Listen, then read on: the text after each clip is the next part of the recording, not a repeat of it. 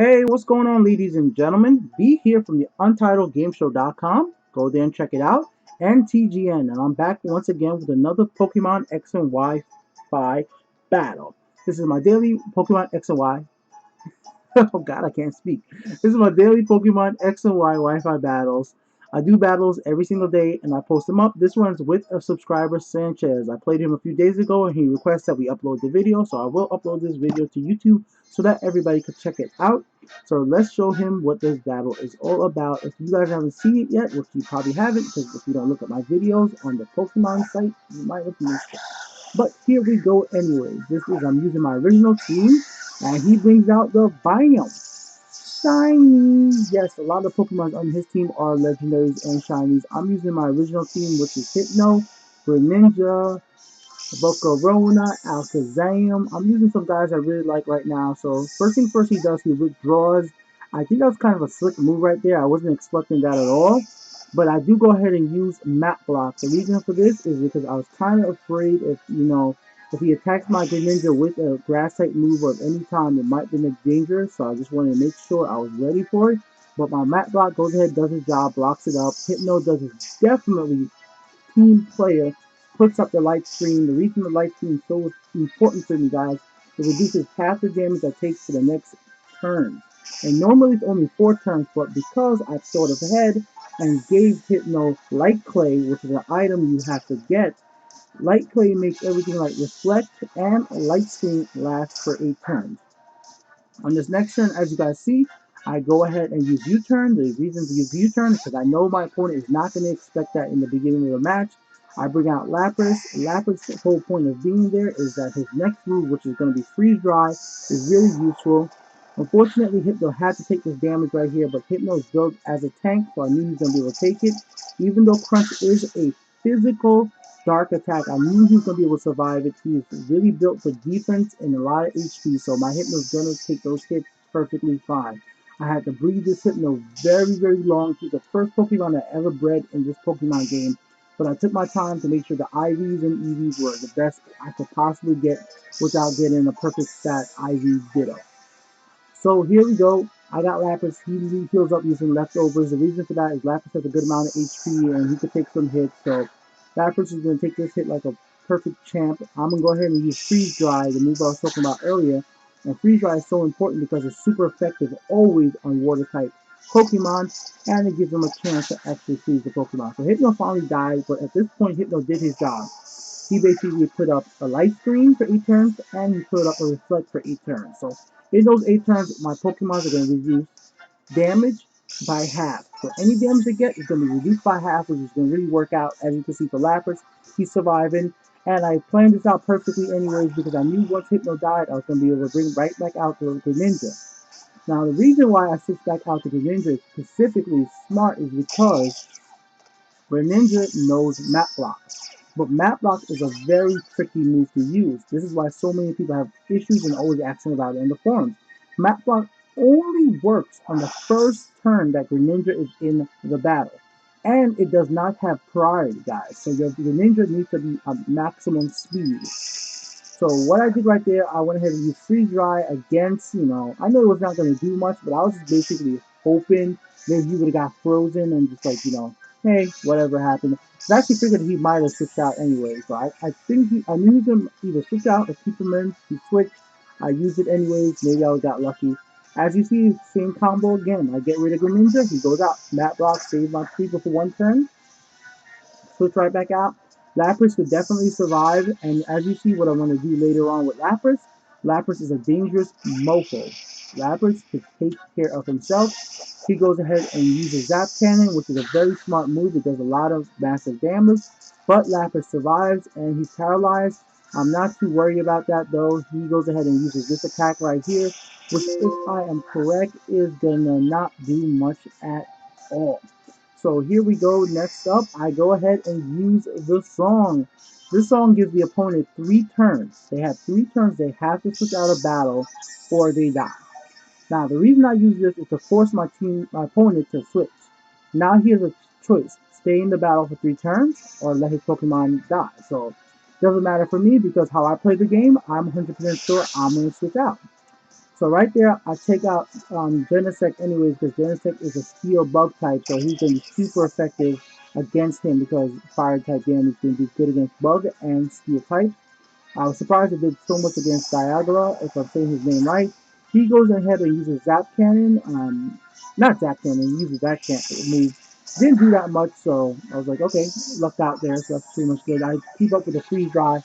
Yes, Lapras does know some other moves, but their area effects like Surf, so I didn't want to use Lapras and make sure he took out Volcarona at the same time. Plus, I got lucky with the burn damage, so there you go. Lapras is about to die in 2 turns, but I'm completely not worried about it because I know for a fact, as long as he could stay in the battle for the last turn, Lapras is going to survive. And as you see, Lapras is going to save me a big from Keldeo, which is another shiny legendary he has over there, which is pretty cool. I go ahead and use Bug U-turn.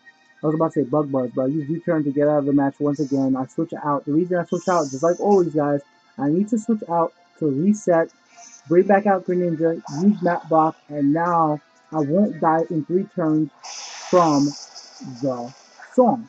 Of course, he was going to attack me anyways with Keldeo with Hydro Pump. I figured that much, and that's exactly why I kind of wanted to switch into Greninja. Now, of course, as you guys see, a lot of this team is meant on speed, but most of the Pokemons that need to go fast, they either have a quick claw or they're at the maximum amount of speed possible for that Pokemon.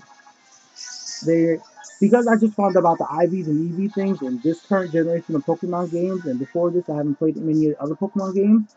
Once I did, I was like, okay, I'll just have to start breeding Pokemon to the best of my knowledge. I have a Ditto, good in speed, HP, and attack, so I switched between the 3 different Dittos. I'm still looking for a Ditto with all 6 IVs. Anybody has that, let me know. I'm willing to trade with you, maybe give you a Ho-Ho, maybe give you, I can probably give you something pretty good for a 6 IV Ditto. But I would want to verify it first because I know people would just bullshit me on that.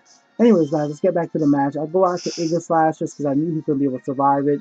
Greninja takes some damage from the Sandstorm, which is whatever. It's okay.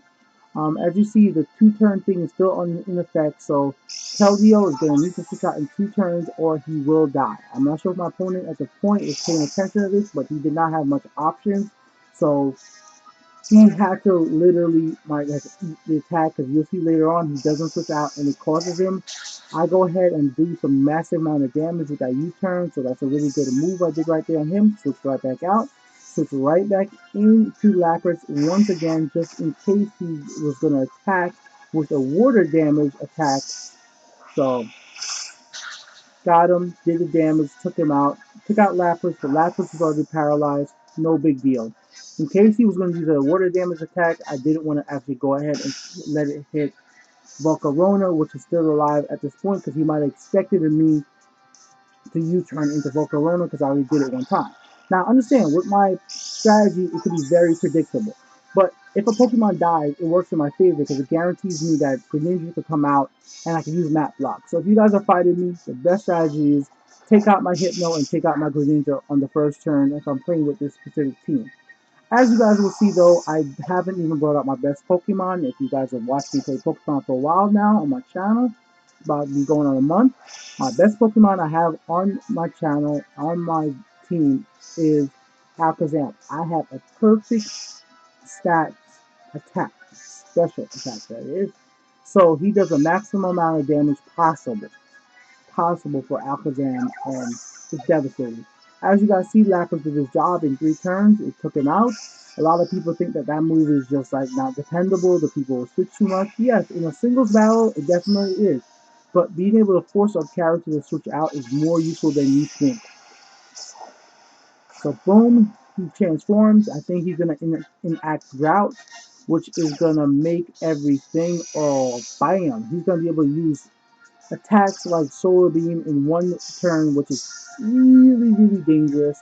I go ahead and change to Shield form, use Bam, there it is. You guys know that move perfectly. King Shield. I go ahead and use U-turn to get him out of there because I know already I'm faster than all the other Pokemons in the game at the moment. Get him out of there, and the reason for that too is because if he does have Solar Beam, he will be able to take out my Greninja in 1 hit. And as you guys see, I'm okay making sure that it takes its time.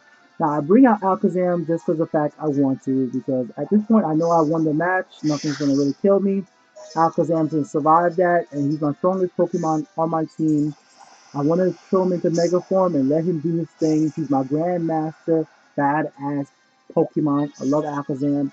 This is a really fun match. I did not expect to have it, but I have always had these guys in my party box in case I need to have this battle. So I'll go ahead and I'll just use Shadow Sneak just to get Ego Slash in some damage, and after that, Alakazam is going to finish it off with his devastating attack right here. Psych Shock, bam! That is a physical damage, guys. That is not special attack damage, so that's why I use that one specifically, and it looks so cool.